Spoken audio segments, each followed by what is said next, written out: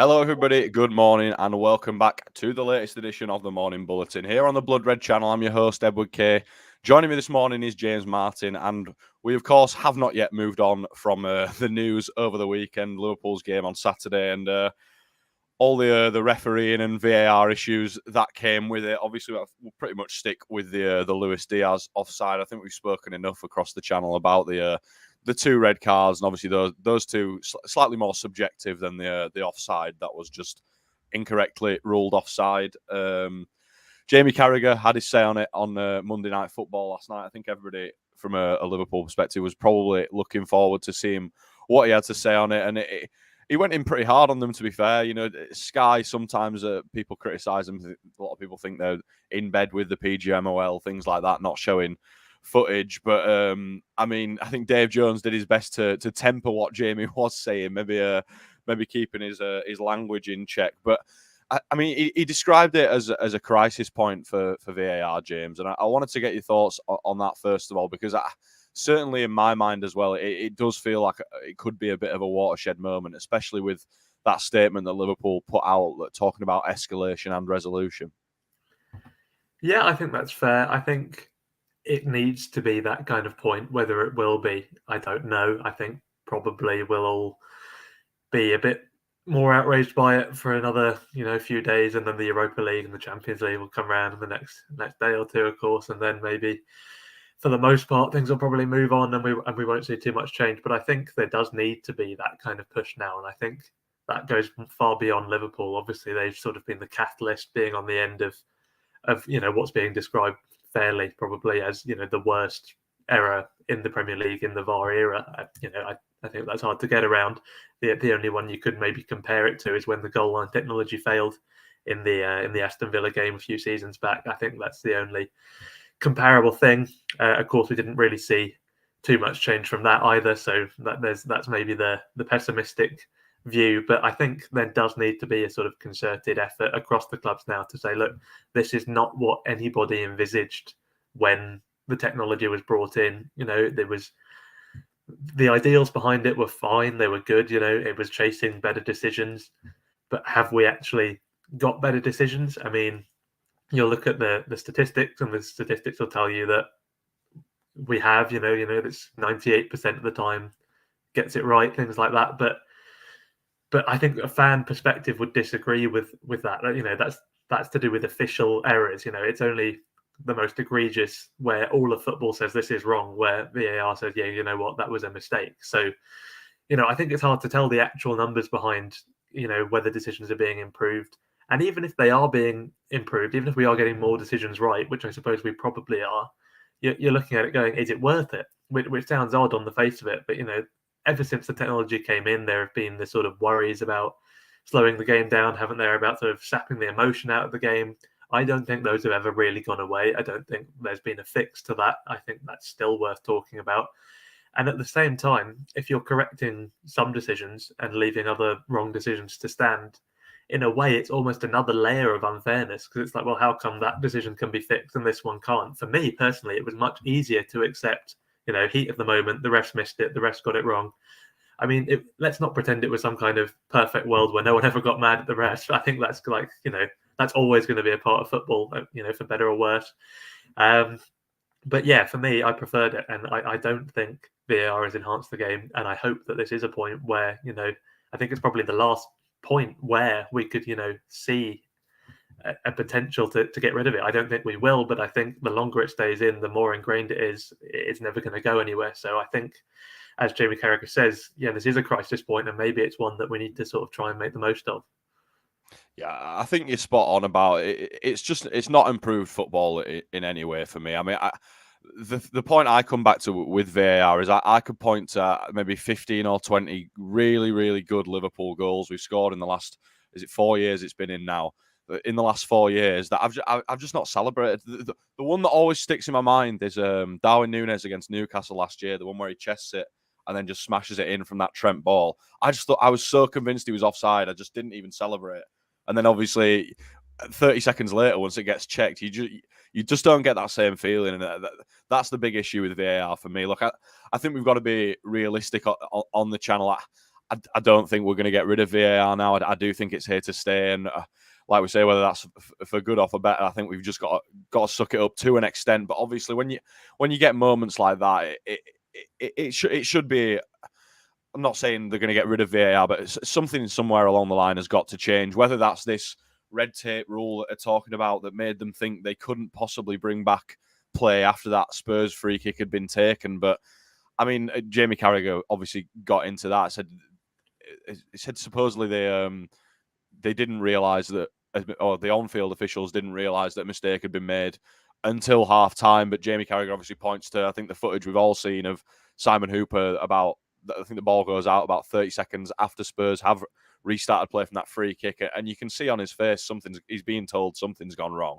The club have obviously requested the audio tapes from the VAR and the referee's communication as part of that incident. And I mean, I think we all want to hear it, don't we, James? Because I mean, the explanation that's been offered of Darren England thinking that it had been ruled onside on the field, even though the linesman stood there with his flag up, Luis Diaz stopped celebrating. I mean, I don't really understand how he can have come to that conclusion unless he just wasn't watching the game while he sat there in the VAR hub, which surely is the only thing he should be focused on at that time. So do you think, that the PGMOL will sort of acquiesce to Liverpool's request and release the audio tapes? And if they do you think there's any chance that we as fans will get to hear them? I think they probably will release them, but I think Carragher made the point: the longer it goes on, the stranger it is, because you just don't want to give people the chance to sort of make these conspiracy theories. No one's actually going to throw any accusations around, certainly not on this channel. But the fact is, the best way of sort of being transparent, they're always talking about how they want to be transparent, they want to be accountable, would have been to release the tapes as soon as possible. At the moment, when we're going off so little. I mean, in terms of official statements from the PGMOL, there hasn't been one since that first one that came out shortly after full time, which just acknowledged the significant human error. For one thing, there was no apology in that, which was poor. But also, there were no details. But we're going off, what presumably the PGMOL or other sources have fed to other people. There was Dale Johnson off ESPN was sort of leading the reporting in terms of this kind of that we've been talking about here with Darren England thinking it was onside at first. That was he was the first one to break that, I think, and then obviously we've seen it on Sky as well now, parroting the same thing. And we have no reason not to believe it, but it would just make all of this kind of controversy not go away, but it would at least show us what happened if they release the tapes. I think the least they can do is release it to Liverpool, because Liverpool has a right to know that the account they've been given is what actually went on. I think there is more of a debate about whether the public should hear it. I certainly want to hear it, and I'm sure everyone wants to hear it. But I understand why maybe PGMOL say they have a sort of responsibility to maybe Darren England. Will it sort of make the pylon worse? Things like that. I can see where that's coming from, but at the same time, that the PGMOL is the one who came out straight away, pinned it on a significant human error, and then sort of stood back and released no further statements as the pylon continued over the next sort of 48 hours. So I don't really see how releasing the audio makes things any worse for Darren England, because the account that's been given to us already, again unofficially through all of these media channels, paints him in surely a light that can't get any worse, assuming that what we're dealing with is just a major error. So just let us hear it, and I think it sort of diffuses some of the tension in a way. The frustration that the error happened won't go away, but maybe some of the conspiracy theories will.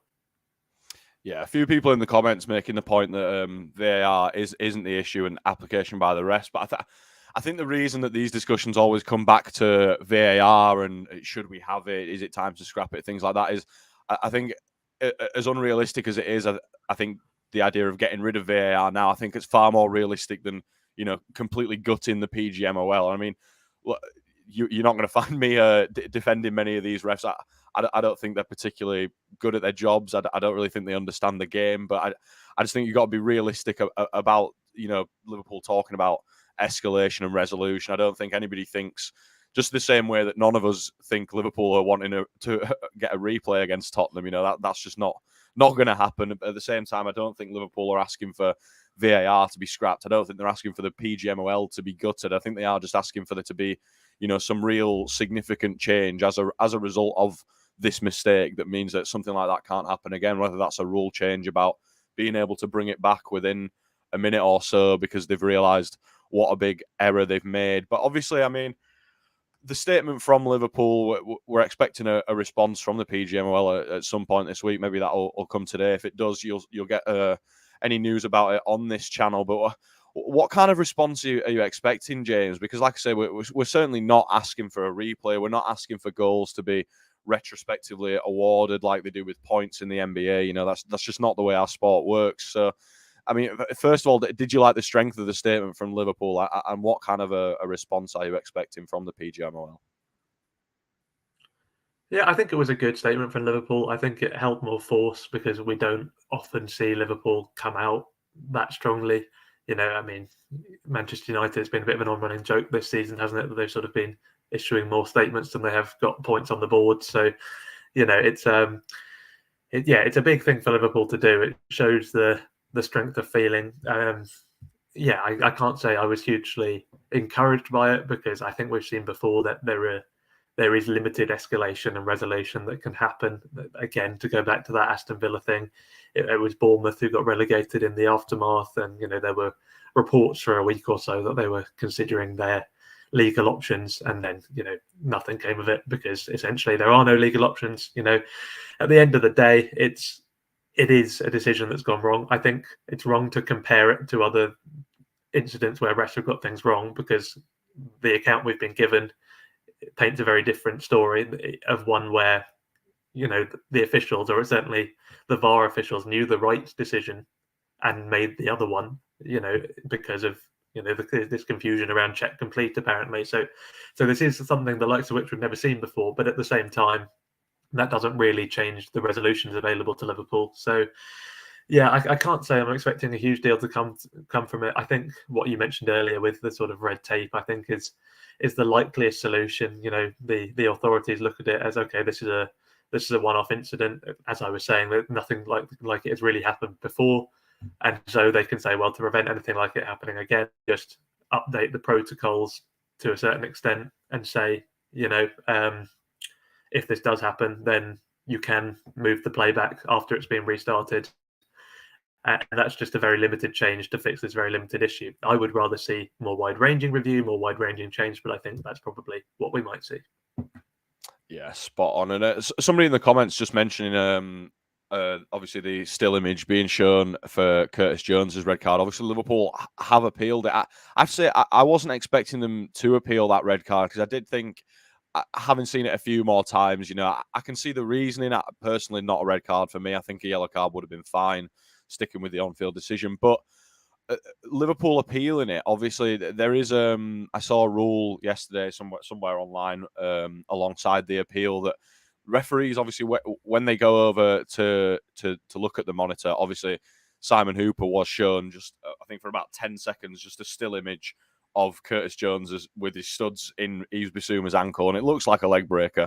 It looks bad, and if you see that first, I mean, to be honest, once he's sent to the monitor, I think all of us think there's only ever going to be one outcome. He's going to change his mind. He's going to get a red card, no matter what he's shown, really.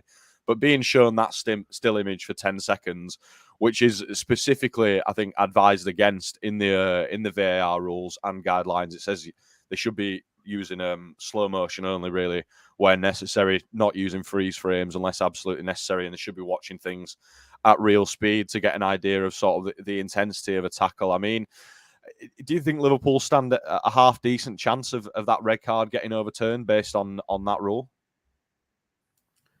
I don't think so, really. I was also surprised when it was appealed. For the record, I also don't think it was a red card, but I think there was enough grounds to give it to not be successful on appeal. I mean, Matt Addison, the editor, pointed out to me that it could be reduced. I hadn't clocked that was necessarily a possibility, so maybe we'll see the ban go from 3 to 1 or 2. I think that could probably be a solution that kind of is acceptable to all parties in a way. But I think in terms of that still image being shown, it inherently doesn't feel right. I had the same kind of gut reaction to it. But I think there's another VAR protocol that says when the official is sent to the screen, they're always shown the clearest evidence first, because it is very much a sort of confirmatory go over to the screen, and you have the right to request more angles and to overrule us if you want, but basically we think it's a red card and here's why.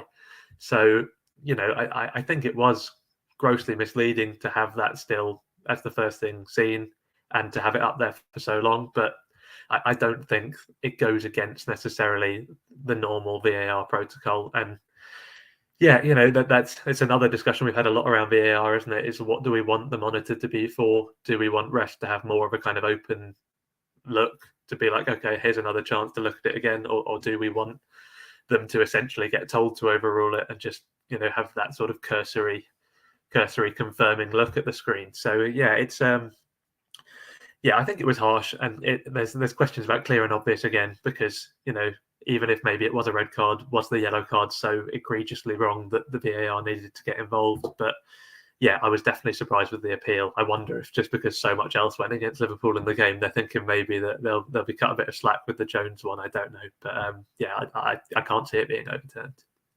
Yeah, I think the ban getting reduced might be the least they could do for us after that game. But yeah, I think I probably could live with that if it got reduced from a 3-game ban to a 1-game, because getting a 3-game ban for a tackle like that is ridiculous.